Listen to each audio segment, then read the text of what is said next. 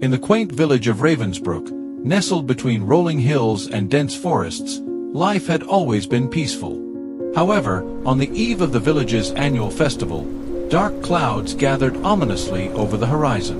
A fierce storm had been predicted, and everyone prepared for the worst. Elara, a young woman of 20, was known throughout Ravensbrook for her unwavering optimism and determination. Despite the storm's impending fury, she busied herself with festival preparations, determined not to let the storm dampen their spirits. Her best friend, Yarek, a carpenter, came to visit her at the small bakery where she worked. "Are you sure you want to be out here?" Yarek asked, his face lined with concern. The storm's supposed to be one of the worst in years. Elara looked up from her mixing bowl, her blue eyes sparkling with resolve. "We can't let the storm steal our hope, Yarek. The festival is more than just a celebration.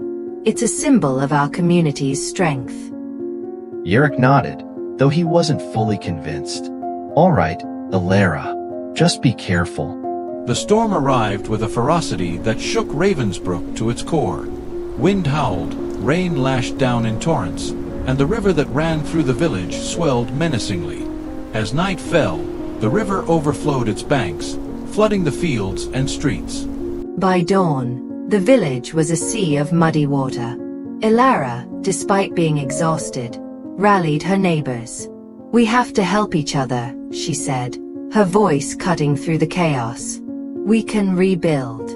We always do."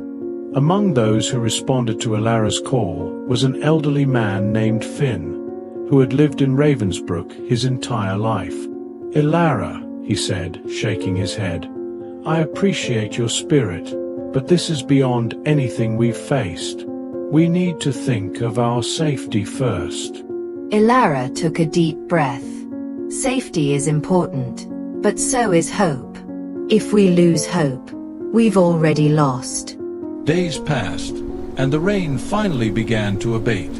The villagers, exhausted but undeterred, began the arduous task of assessing the damage and making plans to repair their homes.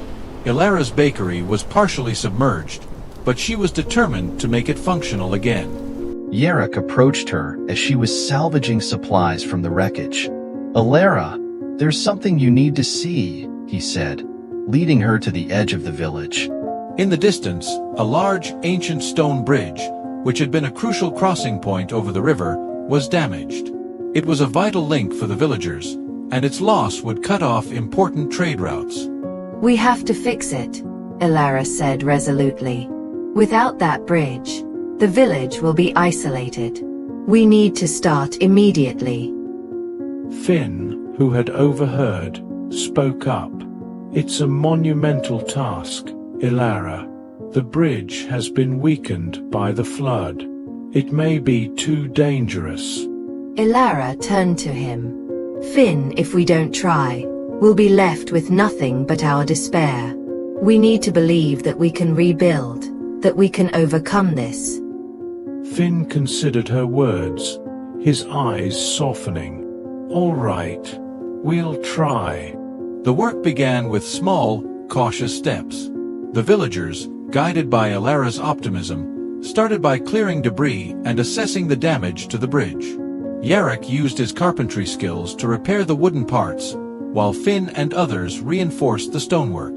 As days turned into weeks, the community's determination was tested. There were setbacks, cracks in the stone, further damage from aftershocks, but Elara's encouragement never wavered. One evening, as they worked late into the night, Yarek approached Elara. "You've been pushing us hard, but I can see it's working. I'm starting to believe we can actually do this." Elara smiled, her face lit by the glow of lanterns. "It's not about how hard we work. It's about believing that our efforts will make a difference. We're doing this together, and that's what matters." After weeks of tireless work, the bridge was finally restored. It was not perfect. There were visible signs of the repairs, and some parts had been reinforced with makeshift materials, but it stood strong and proud. The villagers gathered on the bridge to celebrate its reopening. Elara, standing beside Yarek and Finn, looked out over the now tranquil river. Finn, who had initially been doubtful, spoke with newfound respect. Elara, you were right. Your belief in us, in this village, made all the difference. Yerrick added, it wasn't just the bridge you helped rebuild. You brought us together, made us believe in ourselves again. Elara shook her head modestly. It was all of us working together. We faced a storm, and we came through it because we didn't give up on each other. As the sun set over Ravensbrook, casting a golden hue over the restored bridge, the villagers celebrated their resilience and unity. The festival, though delayed, was filled with joy and gratitude, a testament to their collective strength and hope. Years later, Ravensbrook was thriving more than ever. The bridge, now a symbol of the village's perseverance, was often visited by travelers who marveled at its story. Elara, now older but still spirited, would often recount the tale of the storm and the bridge. She would tell the story to the young villagers, emphasizing a simple yet powerful lesson. When faced with adversity, it's not the obstacles that define us, but how we face them together. Hope, belief, and unity can turn even the fiercest storm into a chance for a new beginning. And so, the tale of Ravensbrook's bridge became more than just a story of recovery. It became a timeless reminder of the strength that lies in hope and community.